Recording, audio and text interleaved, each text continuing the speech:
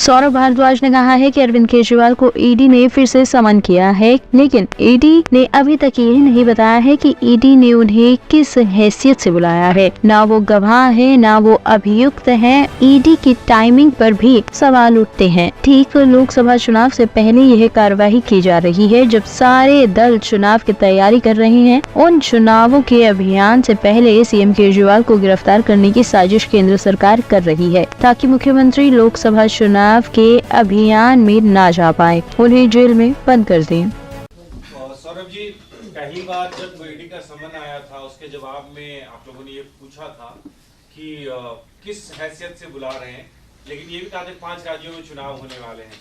अब फिर ये कहा जा रहा है कि लोकसभा के चुनाव होने वाले, तो ऐसे तो देश में चुनाव होते ही रहते हैं। नहीं, लोकसभा के बाद कोई चुनाव नहीं है, कोई विधानसभा का चुनाव नहीं है। कहाँ है? हरियाणा का चुनाव तो देर है, वो तो देर में, तो बहुत देर में। तो लोकसभा चुनाव के बाद अरविंद केजरीवाल जाएंगे, ईडी के समन का जवाब मतलब जाएंगे। अभी मैंने आपको बताया कि ईडी ने अब तक नहीं बताया कि उनको वो किस हैसियत से बुला रहे हैं, गवाह की हैसियत से बुला रहे हैं, एक्यूज की हैसियत से बुला रहे हैं, ऐसे ही बुला रहे हैं, ये ईडी बताए।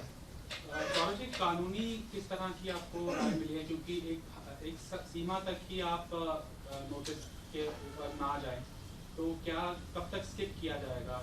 कानून चल ही कहाँ रहा है, तो पूरी की पूरी राजनीति चल रही है, कानून से काम चल ही कहाँ रहा है। ऐसा कानून कहीं देखा है आपने कि जो आदमी एक्यूज्ड हो, ईडी सीबीआई के मुकदमे चल रहे हों, वो आदमी भारतीय जनता पार्टी में आ जाए और फिर सारे मामले खत्म हो जाए? ये कानून में कहाँ लिखा है?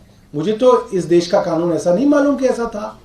और मैं तो आपको एक नहीं दर्जनों उदाहरण दे रहा हूं। सीबीआई ईडी के मुकदमे हुए, पूरी की पूरी भारतीय जनता पार्टी की कैंपेन चली, और वो फिर भारतीय जनता पार्टी में आ गए, उनके यहाँ उप मुख्यमंत्री बन गए, उनके यहाँ मुख्यमंत्री बन गए, और फिर वो सारे के सारे मामले शांत हो गए। तो कानून, मुझे नहीं मालूम कि ऐसा कानून कौन से देश के अंदर है।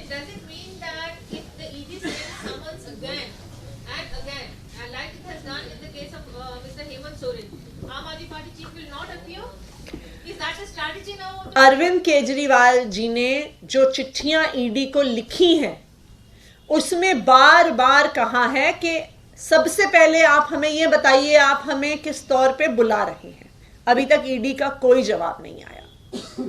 दूसरी बात, उन्होंने ईडी को यह स्पष्ट तौर पे कहा है कि अगर आपके कोई भी सवाल हैं तो आप वो सवाल एक क्वेश्चनायर के फॉर्म में हमें भेज दीजिए, हम आपके सारे सवालों का जवाब दे देंगे। लेकिन आज तक ईडी ने एक भी क्वेश्चनायर अरविंद केजरीवाल जी को नहीं भेजा है।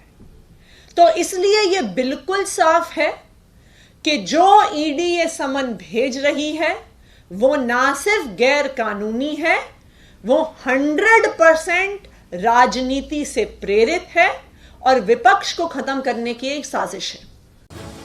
Bureau report, team top story news.